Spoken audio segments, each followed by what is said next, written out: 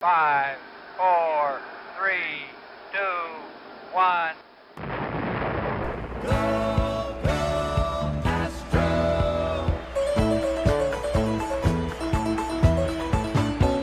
Here come the Astros, burning with desire. Here come the Astros, breathing orange fire. Here come the Astros, with winning on their mind. Here come the Astros, number one every time. Go, go, Astros. We want Houston! We want Houston! Alvarez hits a high drive, center field. Veerling's back!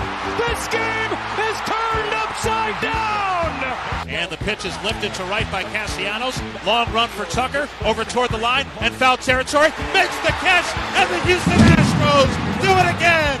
2022 World Series champions! And now, Go Astros. Astros baseball from three guys who've been there since Art Howe had hair.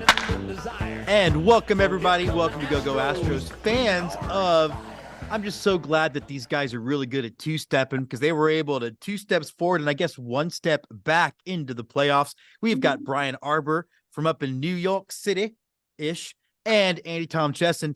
Guys, how relieved are you that the Astros were able to back into the playoffs and really do nothing to have controlled their own destiny over the last 162 or the last 7? Andy? I'm just glad we figured out how to use trash cans on the road. I mean, it's about time. It took us, 6 years, 7 years, but we finally got to it because clearly that's the only way we can win division titles 6 years in a row. Yeah, 6 real years in a row. Sorry, Oakland, in your 60 game, whatever that was. Brian? I believe they all played the same number of games. I believe so. And they won the same number of games, and the head-to-head was how you played in the biggest series of the year. Very comfortable. Very comfortable, yeah. 9-4 in the head-to-head, too. It wasn't even one of these, like 1 or 2 game differences. I mean, it was a pretty dominant head-to-head series this year. Just imagine if the Rangers pitching had been a little better and they held them to 9 runs a game. That would have been nice. That would have been nice. I mean, they even dominated the Astros. The Astros even dominated them at home. I guess we shouldn't be surprised, though, right, guys, that this is the level of excuse making that we would get, particularly out of that region of the country, that state, that that fan base. And heck, if you listen to CJ Nitkowski from the actual employees of the Rangers as well, I mean, are we shocked by this, Andy? No, it was. I had iPad and big screen going at the same time yesterday, kind of keeping track of both games. And it was amazing to me how much, especially Nitkowski, but just the Rangers broadcast team was whining from the very beginning of that game about how Arizona wasn't honoring the integrity of the game and MLB is in on the fix and just all this insinuation. No mention of the fact that Service pulled all of his all-stars before the 7th inning and took George Kirby out before he reached 80 pitches and put in a rookie who was called up specifically for this game, whose only prior major league experience was giving up 3 walks in his only appearance. So, and then not using any leverage pitchers in a 1-0 game. So it can't, it has to cut both ways, right? There's integrity of the game on one side. You can't bitch about it if it's not happening when it's also not happening in your stadium when it benefits you. But Nitkowski has always been a hypocrite, and nothing has been surprising. Nothing that has happened in this weekend has been surprising from the reaction coming out of Dallas, up to and including their celebration Saturday night for clinching a playoff spot. Yeah, Brian. I mean, look, Evan, what is his name from Grant. Evan Grant is trying to now. I mean, he's tweeting McTaggart and saying they didn't. Evan, Texas Ranger. Yes. Yeah, right. But they're having a, they had 1 drink, but yet we all saw the video of them chugging bottles of champagne. Yeah, they really didn't act like they've been there before. Yeah, I just like to note that CJ Nitkowski had a 3.77 ERA in 59 innings with the Astros in 1998, and I don't think we needed that to either win the division or lose the NLCS that year. So, CJ, we're just going to erase those from the baseball reference record. And I think we'll both be happier. I think we both will be. All right. Let's get down to some actual brass tacks. The Astros won the division. It feels like there's been a comparison that really kind of resonated with me about a month ago, comparing this team to that 2000 Yankees team where they ran through the playoffs after making it essentially on the last day of the season. There's some definite parallels. Obviously, we'll see how things will shape up. The difference, though, Brian, in years that we've been able to discuss the Astros when we've been doing this off and on, is it's been relatively easy to pick a playoff roster and a playoff rotation. And really the argument has been those sort of last 2 or 3 in.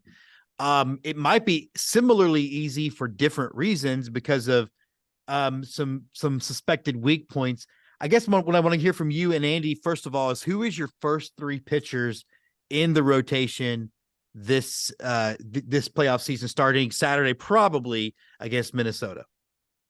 Yeah, so we know that it will be some combination of Verlander and Valdez in game 1 and 2. And then, well, this is where I guess to your point here. What are they going to do in game 3? We don't know. The good news now it's game 3, because had they ended up in the division series, in the wild card series, it would have been game 2. Regardless of what they do in game 3, I think the answer is go to your bullpen quickly. That the bullpen's been a real strength of this team.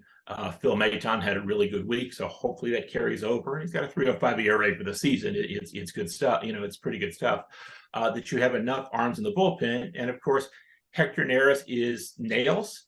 And I'd like to thank the Mariners for not taking his insults too personally to lose yesterday. And Brian Abreu may be the best reliever in these playoffs now that Felix Bautista is out. And that's a big weapon for the Astros. And we saw that last year that they were a big asset. And get to your bullpen quickly. And here's to 6 innings from Verlander and Fromber in games 1 and 2, so that the bullpen is ready to go in game 3 and possibly game 4. Andy, what about you? I mean, you want to take a stab at who you think would be that game 3 starter? I know It's Christian Javier. It's got to be Christian Javier, right? It's Christian Javier. And Dusty will rely on playoff experience. And frankly, Javier has earned it somewhat from that standpoint. He has not been a good pitcher this year. Having said that, the last month he has shown signs of kind of putting it together. Yesterday, again, against an admittedly depleted Diamondback roster, because they weren't playing their best players the entire game. But he pitched well. He gave up fly balls. There weren't a bunch of walks that I recall, and Brian can correct me on that. It was an efficient outing for him. He made it through 6 innings, which he very rarely does. But if you can get 4 or 5, if you can get 2 times through the order from Christian Javier effectively, and then go to your bullpen, I think that's your best possible combination for a game 3 situation. Brian, let's talk a little bit about Javier, because he has had fits and starts of looking much better. I mean, he's really been pretty consistent over at least the last month. Yeah, here in 618 OPS against his best month of the season. His second best month of the season in September and October. Sure, it wasn't the Diamondbacks' best lineup yesterday, but a part of Javier's issue is control. As Andy said, he had really good control yesterday. Limited the walks. Actually, Verlander had the most walks on the weekend. And you really had a start you can see. I think the model will look a lot like the 2021 playoffs, where Dusty was really quick to go to the bullpen, particularly in the non-Lance McCullers games that year. And I would hope he would do that again this year. To that point, Javier, the last 3 starts, has only given up 7 walks, 1.02 whip with a 167 batting average against. He's 1-1 in those, because I think one of those games he got 0 run support, which has happened this year with the Astros. But he's been effective for a good part of the last month, which I think is a good sign going into the playoffs. Andy, one of the things we talked about at the beginning of this season was we knew the pitching would probably take a step back, but we felt like the offense would be better.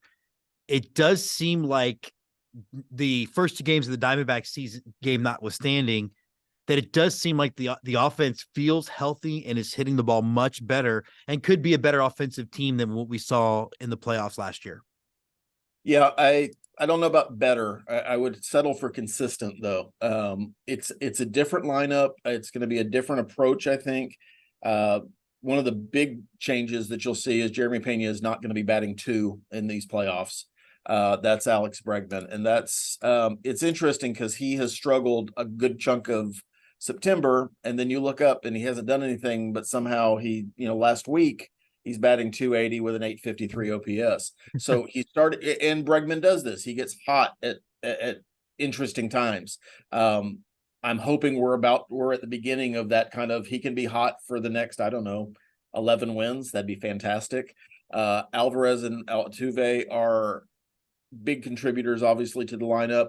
And with Michael Brantley being day-to-day, which I'm reading, he's not going to ever play 2 days in a row.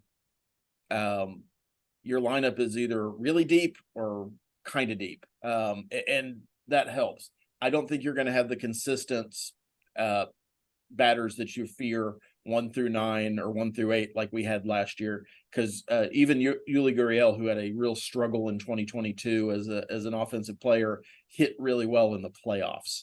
I don't know where that guy comes from, but I'm encouraged by Bregman. I'm encouraged by Jose Abreu's last week and really last month. Really, since he came off the IL, he's been a above average player, which is all you really need with the rest of these guys if they're hitting. But this lineup is dotted with proven playoff performers, and I don't see any reason to expect anything different going into this 2023 playoffs. Brian, what's going to be the role then for Hunter Brown, France, and Urquidy, who really bears to be mentioned because I think we all kind of chalked up that game to going to need to be a slug it out kind of game if the Astros were going to win. And he really was brilliant for, 6 innings. So what are the roles for those 3 guys? To be determined. I think it's pretty clear Hunter Brown will be out of the bullpen, and we saw him pitch the 9th inning yesterday, which I really like from I don't talk much about psychology, but I think you pitched a good inning and you started the dog pile, have some real positive vibes, and hopefully that'll carry over into the postseason. Some of those guys will have to pitch, including potentially in game 4, where they're probably unlikely to be able to get a short start. I think that's the reason to go with Fromber in game 1, is you're more likely to pitch him on short rest in game 4 than you would be with Verlander. But regardless, you're going to need some length in the middle innings, and some of those guys, JP France as well, are people who are going to have to give that to you. You may go a time or 2 through the order with your first guy, and then a time or 2 through the order with the second guy, and get you set up to the back end guys. So those guys can play a role there. How much does it do for those guys, do you guys think? And we'll start Brian and go back to Andy, but like now if you're Hunter Brown and you're JP France and all right, if I'm getting into the game, I only have to get through the order 1 time. I don't have to worry about managing my start and making sure the bullpen doesn't get burned out and things like that. I mean, how much does it change the mindset to say, all I got to do is get up there and get 9 outs and then I'm done for the day? Andy, we'll go you 3 first. Oh, I'm sorry. I mean, it's a big deal. You've got to have guys in your bullpen that you can rely on. Our bullpen has been the best part of our pitching staff this year. Again, I don't see that changing in the playoffs. I think you bolster that in this ALDS round, which will be the Astros' first exposure, by putting France in the bullpen and giving you some length there for a potential Javier start that doesn't go great. You've got somebody you can put in who can go and give you some innings and not burn up a bullpen in that situation. Urquidy is another guy in the bullpen that should provide you some experience and length. And he performed really well in his opportunities last year in the World Series run. So again, he had a good week. He's struggled more than I think most of us expected him to coming off the IL, but he's a guy I think that improves the bullpen as a whole. The bullpen will be interesting because I think there's, you've got a couple of questions there. If there are spots in the lineup, which I think was your original question about who's making this playoff roster in this first round for the Astros, that's kind of what do you do with Hunter Brown? What do you do with JP France? What do you do with Jose Urquidy? And I think you have a chance here to bolster that middle part of your game and shorten the bridge to Neris, to Abreu, and to Presley. Brian, did you want to add anything to that before we kind of move to something a little different? And also just talk to me a little bit about bench players. Who you think is going to be on the bench for this team? Yeah, I mean, Andy talked about that, it's unclear that they had Michael Brantley in the starting lineup yesterday. And I think yesterday's starting lineup is what Dusty will want to go with in game one.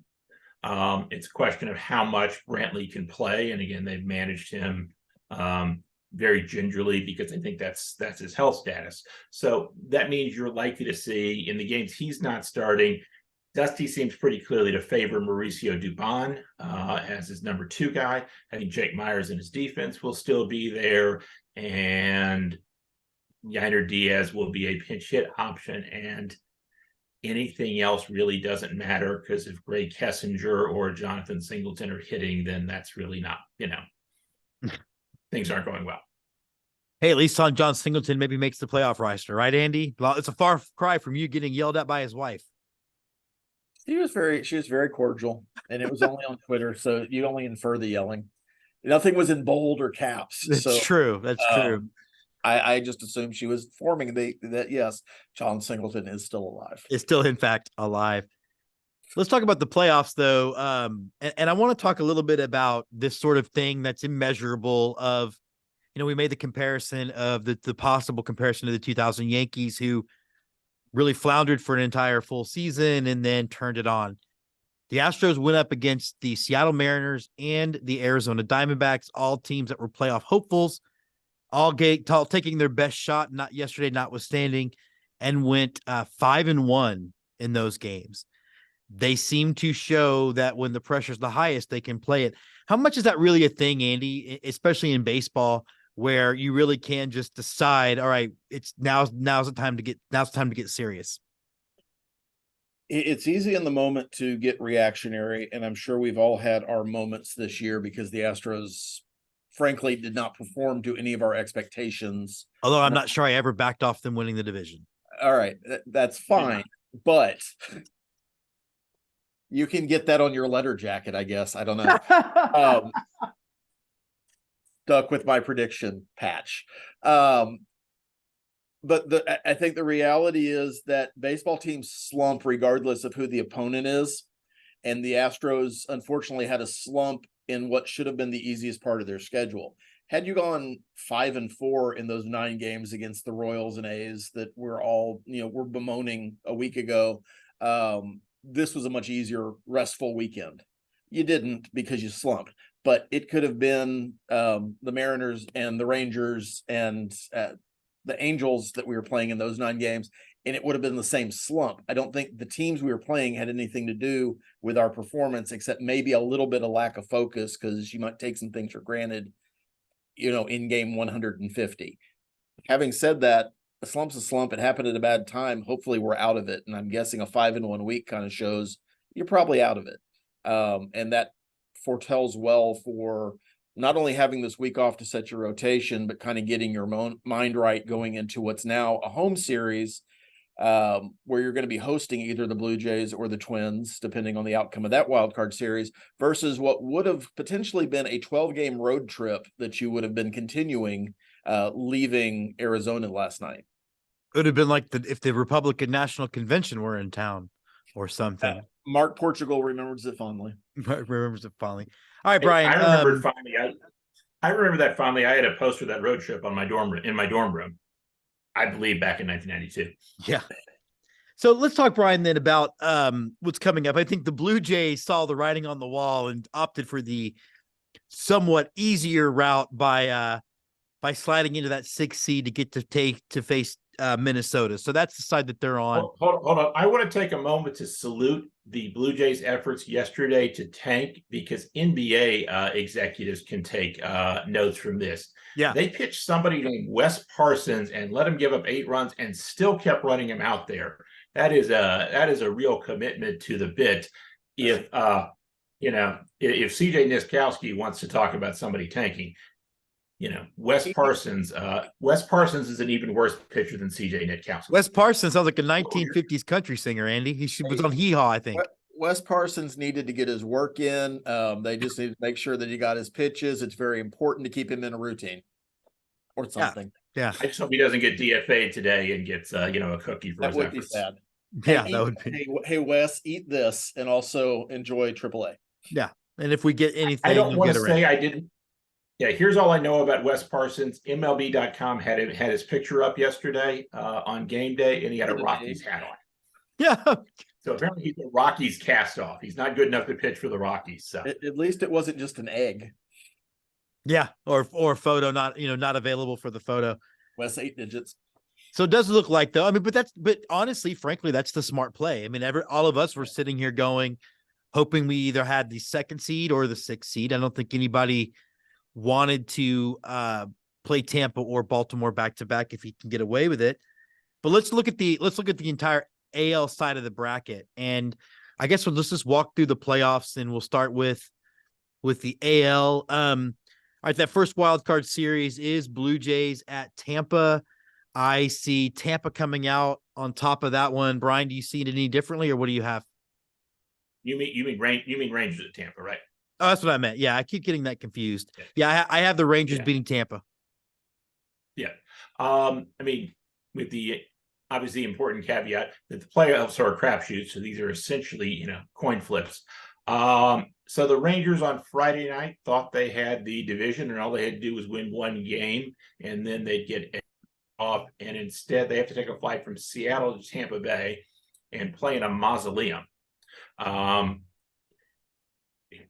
The effects of these kind of things are really small, but whatever they are, they're as large as they can be. Give me Tampa with a sweep. Okay. Andy, how about you? I'm also with Tampa. If the Rangers have any hope, they're going to have to bail together, 2 games worth of pitching. And that's a huge question mark for them right now. Dale Dunning's great strikeout performance notwithstanding yesterday, since Seattle was trying so hard because the integrity and all. But I don't see the Rangers having enough pitching. And if there's a consistent thing you can do to win in the playoffs in the crapshoot environment, it's pitching well. The Rangers just don't. Their bullpen's been horrid all year. They've led the league all year in blown saves, and now their starters are down to fumes. So maybe they're able to pull it off because it's a short series, but they're not set up for long-term success at all because they're not going to survive a 5 or a 7 game series with that pitching staff. But Tampa's still going to out-hit them at home. And frankly, it's a little bit of cosmic justice that they get to spend a September weekend or an October weekend in Tampa when they asked Houston to do that in 2017. Oh, man, that's like storybook of karma. I love it. All right, Andy, we'll stay with you then. The Blue Jays opted to go play Minnesota. We all know that the champion of the AL Central is probably going to be one of the weaker teams in the playoffs. Although I have Minnesota finally winning a playoff game and a playoff series. What about you? Which former Astro do you want to see come to Houston, George Springer or Carlos Correa? Because that's going to be the storyline for all of next weekend. I don't know that the Twins have enough to overcome their 18-game losing streak in the playoffs that date back to 2004. And I'm not talking series, I'm talking actual games. They haven't won a playoff game since 2004. I don't know that streak ends this year. I've got Blue Jays in a sweep. Brian? The Twins, I think, are better than the record indicates, in large part because they had healthier in the second half of the season and got a better set of players in, with particularly their rookies, guys like Royce Lewis. The question is, a couple of those guys, including Correa, have been on the IL late, so they're going to have them back for this series, but are they 100% healthy? Think about this series. It's the best starting pitching of any of the series. Both teams have really high-quality starting pitching. I had the Twins advancing Game 3 in a low-scoring series. Okay, and let's go ahead and look at the NL real quick, the senior circuit, and just kind of go through those as well real quick. Arizona at Milwaukee. I don't know. I'm kind of feeling Arizona in this series. So I have Arizona advancing in 3 games. Brian? Milwaukee has the best pitching period of any of the teams, which they'll need because they have the worst offense of any of the teams. But I think that pitching will be an advantage this round, and the hitting will catch up with them later. I've got Milwaukee. Andy? I'm Milwaukee as well on this one. I don't think Arizona has enough, especially knowing they have to go on the road and face a very good Milwaukee pitching staff. Okay. Miami versus Florida. I'm sorry, Miami versus Philadelphia. What am I thinking? I'm actually going to stay with the road team here, and I'm going to go with Miami. I think they've been a really fun team to watch. Andy? The Marlins have made the playoffs now 4 times in their franchise history. This is number 4. 2 of those times they've come from the wild card to win the World Series. So I'm going to pick the Marlins. Okay, Brian? This is an all vibe series. The Phillies are a team that's we'll just put a bunch of sluggers out there who can't catch the ball and see if they can hit a bunch of home runs. The Marlins we're just going to win a bunch of 1-run games because we're going to defy baseball logic. And since the Marlins, as Andy says, have a great history of defying baseball logic, Marlins. All right, let's go and just do our predictors of the CS. I don't want to take it all the way to the World Series yet because there's too many variables, obviously. But I have the Astros and the who did I say?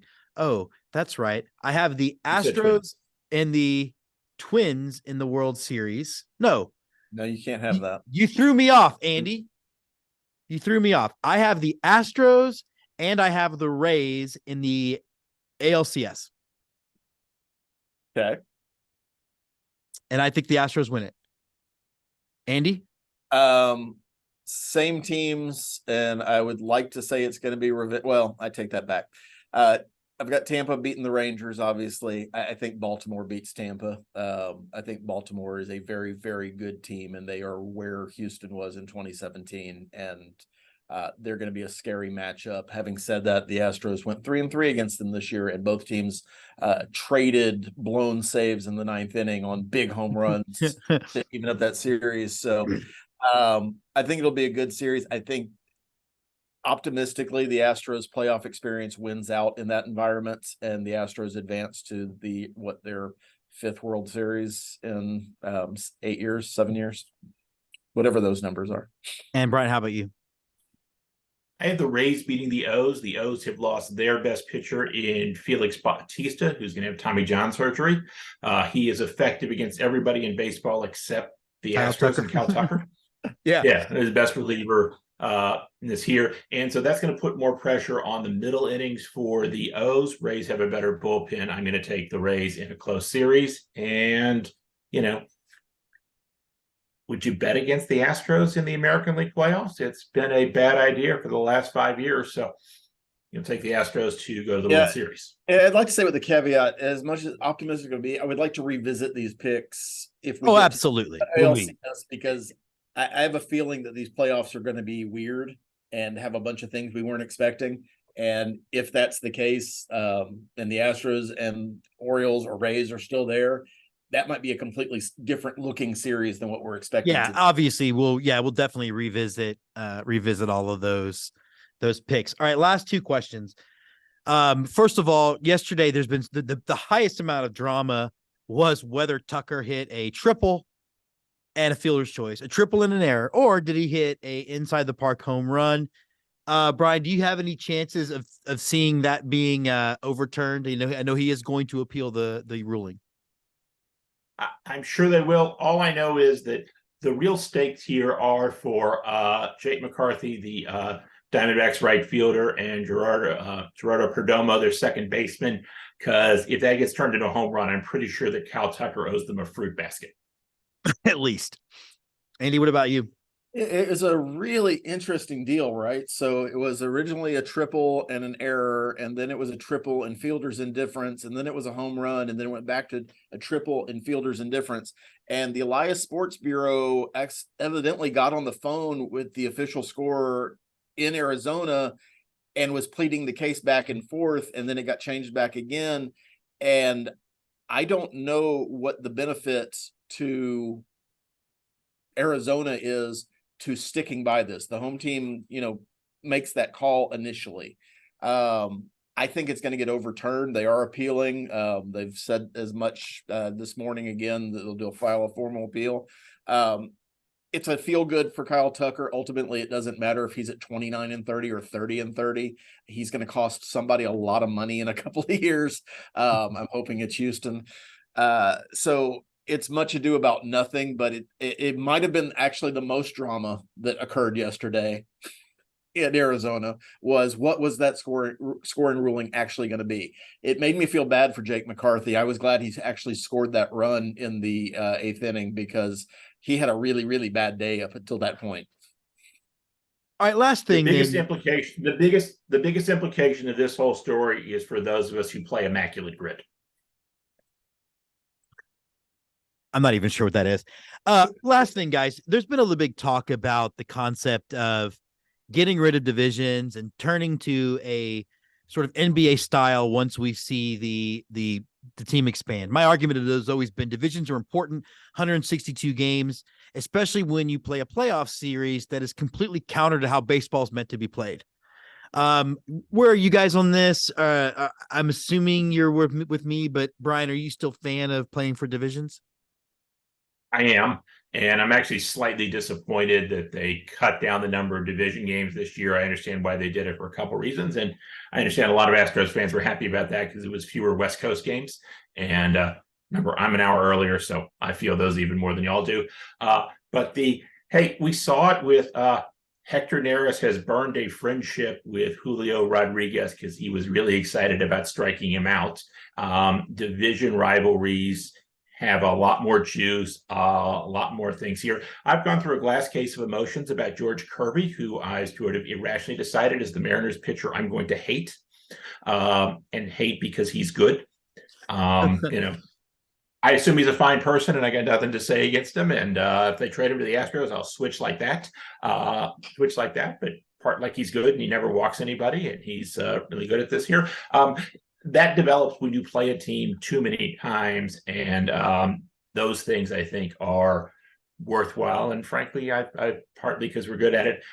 I've enjoyed being in the American League West in part because we get this rivalry with the Rangers that isn't just we play 3 games and whatever, but there's usually some sort of bench clearing action with both the Rangers and the Mariners, and that provides a little frisson that is useful in a regular season. Andy, how about you?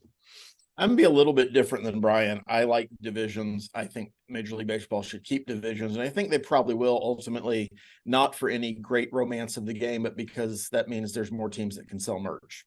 And it just is. It's part of it. If you have this thing that you achieved, even if you don't go deep in the playoffs, you get to sell T-shirts and have reunions and do all the kind of things you do when you win anything. I don't think that baseball will continue to hold on to their divisions the way they are currently aligned.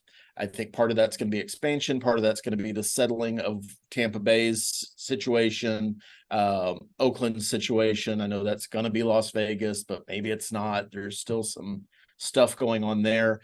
But once that's all settled, I'm all for the radical realignment that was proposed, I think, back in 1998 by a bunch of sports writers, where you have true geographic rivals. I have enjoyed being in the AL West. It obviously has worked to our benefit the last several years. I would love to play more Central Time Zone games. I would love to play even Mountain Time Zone games if that's what it ends up being, with something with the Rockies more involved in our world. But I don't see divisions ever going away. And even in the NBA, even though I think they reseed playoffs now, they're not. They still have divisions, because again, you could still sell a T-shirt that says 2023 division champ. Right. Yeah. They definitely, though, the importance are lessened, and I just don't want to see 162 games become a lack of not get acknowledged because you had a rough run during the playoffs. And I think as long as we can keep that, and that could be a fun topic in the offseason. I'm all about radical realignment when there's expansion. And I'm even okay with reshuffling who is and who isn't in the American National League geographically. You make the country one half is the American League, one half is the National League. I just thought that we keep that recognition because division titles are fun, even when you back into them That is our show. We'll get last words from everybody else. But until next time, Go Astros, Brian. I'll just do the beep, beep, beep. Backing in. AL West champions. Go Astros. Hey, Springer versus Correa starting this week. Who won't watch that? Go Astros.